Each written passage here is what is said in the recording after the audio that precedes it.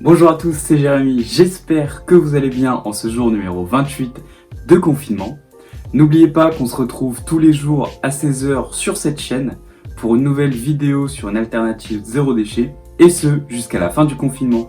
Et tout de suite, l'alternative du jour.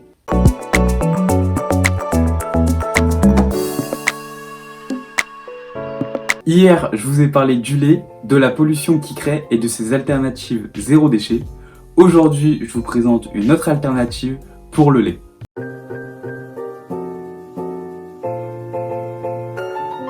L'alternative du jour porte sur le lait végétal.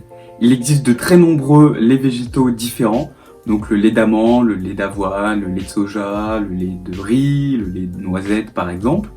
Chaque lait a ses spécificités. Le lait d'amande par exemple est le plus digeste, le lait de riz est le plus sucré et le lait de noisette est le plus riche en vitamines et en minéraux. Les laits végétaux bien sûr polluent tout comme le lait de vache, mais d'une manière différente.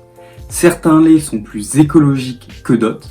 Le lait de riz et le lait d'amande par exemple ne sont pas terribles puisqu'il faut 54 verres d'eau pour produire un verre d'un de ces deux laits. Donc ça consomme énormément d'eau.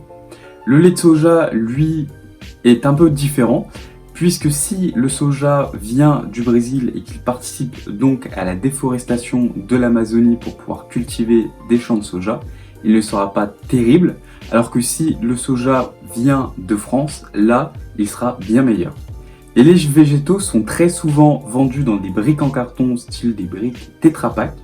Justement, Tetra Pak, comme je vous l'ai dit hier, va s'engager à créer des packagings composés à 100% de matière recyclée. Malheureusement, ces boîtes en carton et ces briques en carton ne sont pas tous recyclés.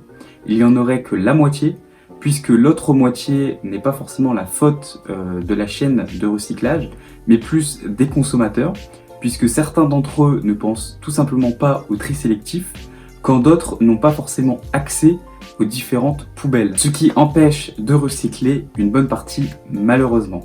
Si vous souhaitez être dans une démarche encore plus zéro déchet, vous pouvez très bien faire vos laits végétaux vous-même, c'est très simple. Malheureusement, je n'avais pas les ingrédients aujourd'hui pour pouvoir vous faire une vidéo et mettre ma voix par-dessus. Donc je vais tout simplement vous décrire le procédé pour pouvoir créer son propre lait végétal. Faire son propre lait végétal est très simple. Si vous souhaitez faire 75 centilitres de lait végétal, il vous faudra 100 g d'amandes, d'avoine ou autres oléagineux, achetés en vrac bien évidemment. Vous les laissez tremper à peu près 12 heures dans de l'eau pour pouvoir les rendre plus digestes. L'eau où les oléagineux ont trempé, vous pouvez les réutiliser par exemple pour arroser vos plantes, comme ça il n'y a pas de gâchis. Ensuite, vous mettez vos oléagineux dans un mixeur ou dans un blender avec 75 centilitres d'eau. Vous mixez jusqu'à avoir une texture homogène et ensuite vous devrez la filtrer plusieurs fois avec une étamine ou un filtre à lait végétal que vous mettez dans un chinois ou dans une passoire. Vous aurez donc du coup d'un côté un lait végétal 100% maison que vous pouvez conserver dans une bouteille en verre stérilisée bien entendu. Et de l'autre côté vous aurez un résidu qu'on appelle okara que vous pourrez utiliser dans des recettes en cuisine.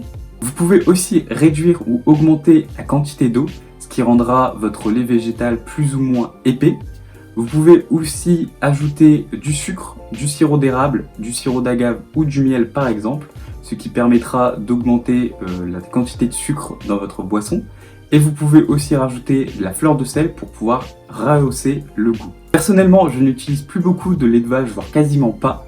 Je bois au maximum du lait végétal car j'adore ça, notamment le lait de riz et le lait d'avoine.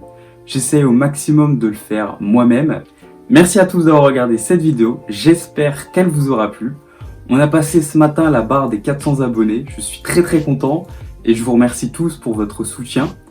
N'oubliez pas de vous abonner à la chaîne YouTube, d'activer la cloche de notification, de liker, commenter et partager autour de vous ou sur des groupes zéro déchet, et à me suivre sur mon Facebook et Instagram Planète Zéro Déchet, et à faire un tour sur mon site internet www.planète-0déchet.com.